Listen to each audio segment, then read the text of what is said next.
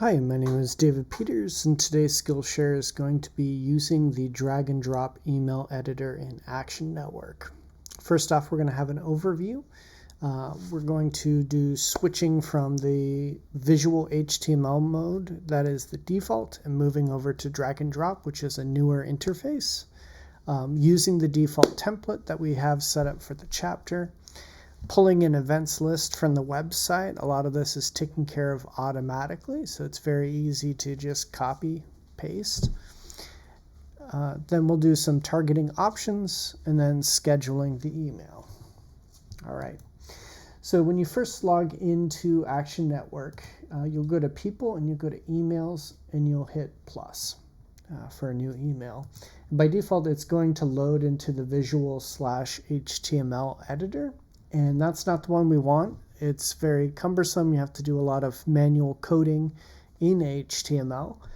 And HTML on email is very specific, so it's easier to use the drag and drop editor that knows, these are the conventions that are safe for email. All right. And we'll give you a little warning message when you switch between modes. It will erase your work, so copy anything you start writing. Okay, this is going to be the weekly email for November 15th, 2021. We're going to put stop the recall because that's probably the largest event right now this week. So you can enter in your subject line. You can change the from line if you're writing it on behalf of like a committee within the chapter or on behalf of another group or a coalition if you're working in that.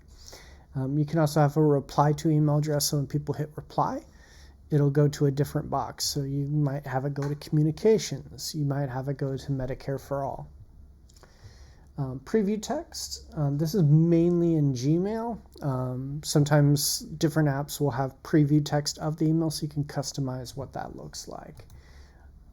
By default, it's going to load our 2021 drag and drop template, so you don't have to do anything.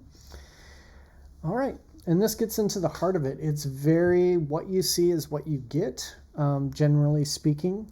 This will use both dark mode settings on a device, so anything that is white will become black, and text that's white will become black, and vice versa.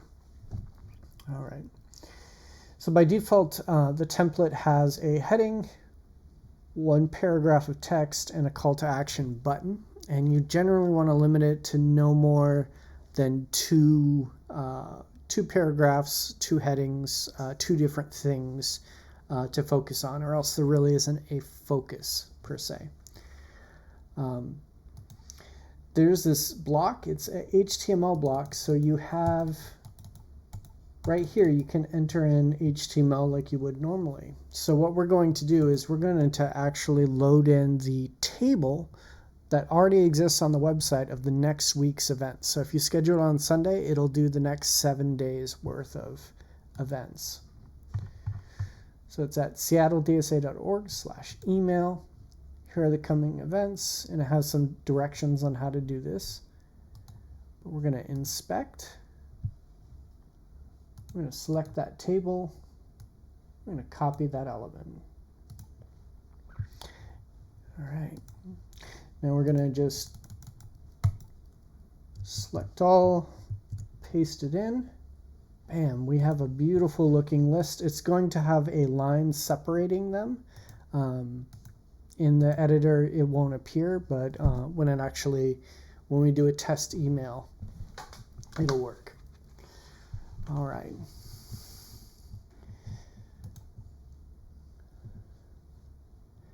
And from here, we would save and target the email.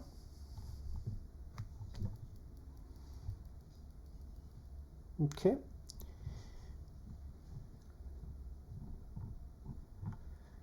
All right.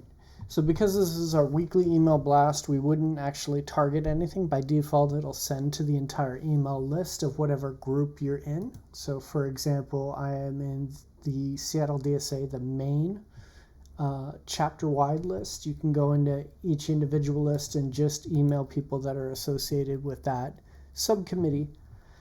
Or you could target it in a number of different ways. And you can also exclude people from that same list. So you could have everyone who got the last email being excluded for this new email. Or you could send a correction to only the people who opened the last email. All right.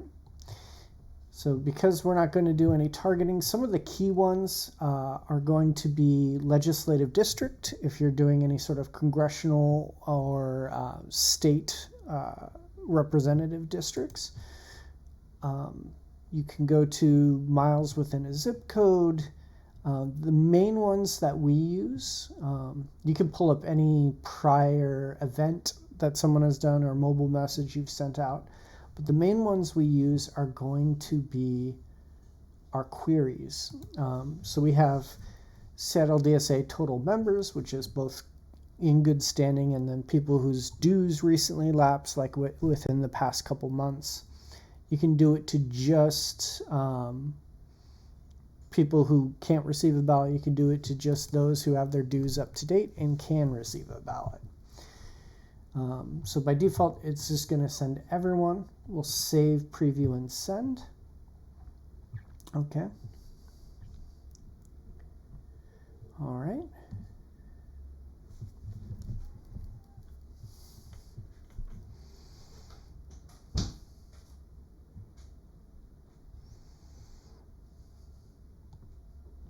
And it takes a while to calculate. It's going to see how many people you're going to send to, what time zones they're in. There is a way to set automatic testing, so it'll do little chunks of groups to see when is the optimal time to reach people in different cities and different time zones. But by default, we're generally going to schedule it at a specific time, and that's generally 7:45 in the morning, or if you're running a little late, do it during the lunch hour. And that gives people a chance to check their email before they clock in the morning or on their lunch, or that might be their downtime during between shifts.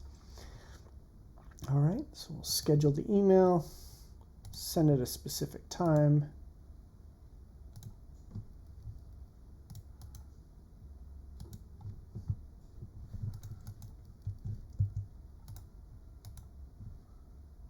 We'll send it tomorrow. And all these times are in Eastern. And that's it. That's how you do it.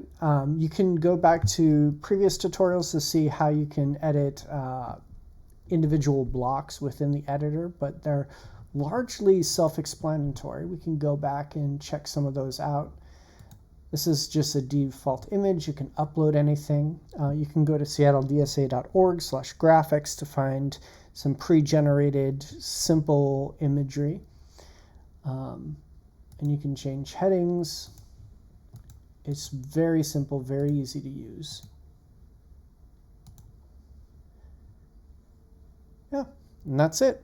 Once again, my name is David P., and I am the Internal Comms Officer for Seattle DSA. Be sure to check us out each Sunday at 2 p.m. for our comms and design meetings.